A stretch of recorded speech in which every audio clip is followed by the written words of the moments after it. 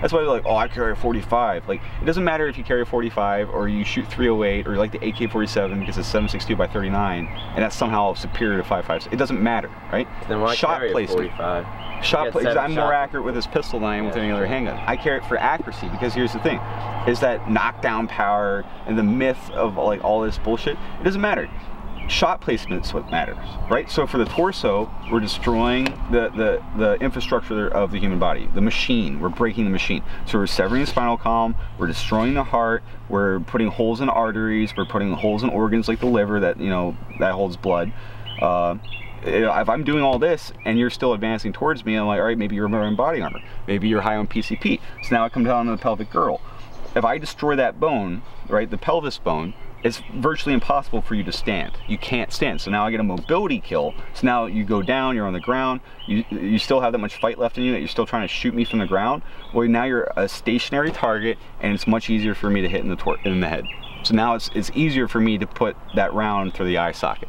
On the side, when it's not a threat, so that's for a target facing you. But a guy could be running and still shooting at you. When it's the side of the head, it's the tip of the ear. So the tip of the ear follow through is basically in line, right? So what part of the brain, and like I said, it's not just the part of the brain that I'm trying to destroy, it's also margin of error, smaller target, 8 to 9 inch size head target. So if I'm aiming for the eye socket and I miss by an inch, you know, I fuck up, I squeeze a shot too early, or the target moves while I'm squeezing that shot. Since I'm aiming center of mass here for the eye socket, now I hit here. Obviously, well, realistically, with a rifle round, it probably is still gonna put the, you know, still gonna hit the light switch. It's still gonna kill a guy. It doesn't make a difference. It doesn't matter. But that's what I'm saying. Like, center of mass on the head, center of mass on the torso, 100% of the time, regardless of what the distance is. The only time I pay attention to it is if I'm under realistically under 15 yards, because that's where height over bore, that mechanical height of my optic above my bore, is gonna make my bullets impact low. So I have to aim high to get my bullets to go where I go. So what I'm saying is you can shoot a human being fucking all day long, and if you're not destroying the critical infrastructure, you're not destroying the spinal column, you're not destroying the heart, you're not destroying the lungs, the liver, you know, you get shot in the gut, you can live for fucking days and have a terrible, painful, slow death, right? So this is not, getting shot in the intestines is not a fatal shot, right? Getting shot in the spinal column hopefully is going to sever your ability to walk or anything below the point of pelvic area. Yeah, all right.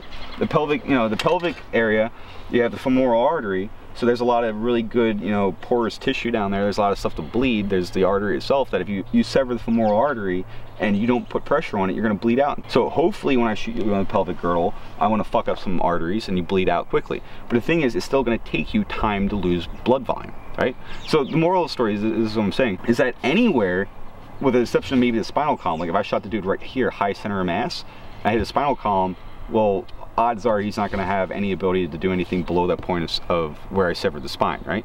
So he might not have the ability to use his arms anymore. He's going to crumple like a rag doll and go down on the ground, right?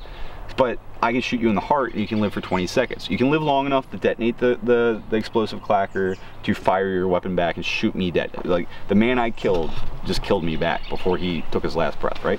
If I sever an artery or I get shot in the liver, it's going to take several minutes to lose that blood volume, so I basically go in shock and go unconscious and die from blood loss, right?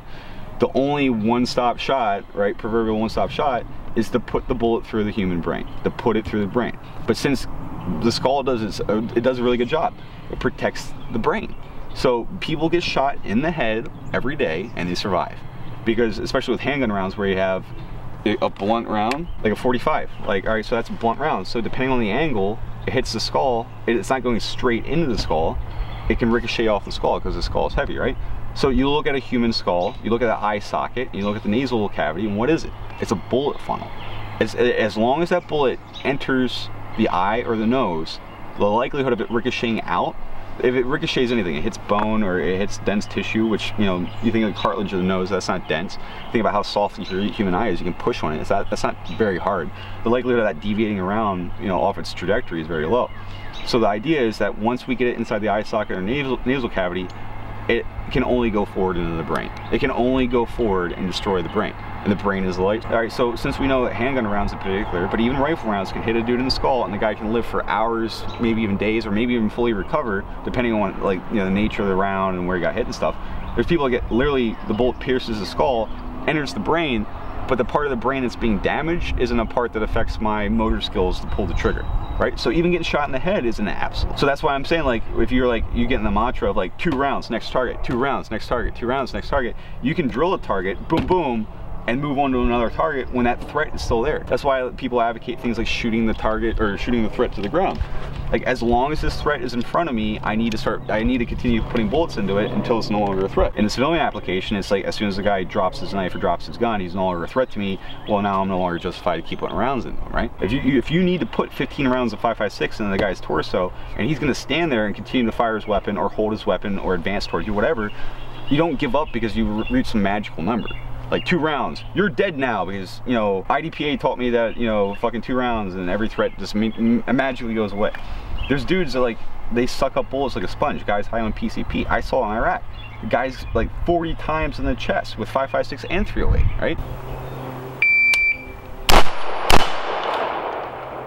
Trigger is kind of sticky. I didn't have any problem.